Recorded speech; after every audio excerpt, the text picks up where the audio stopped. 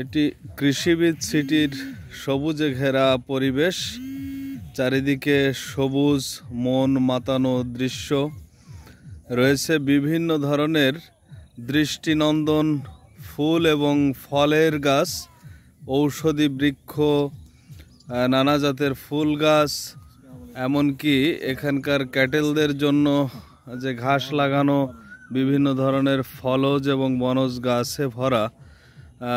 এজন্য ঢাকার মধ্যে এক টুকরো সবুজের নিসর্গ ভূমি এই কৃষিবিদ সিটি।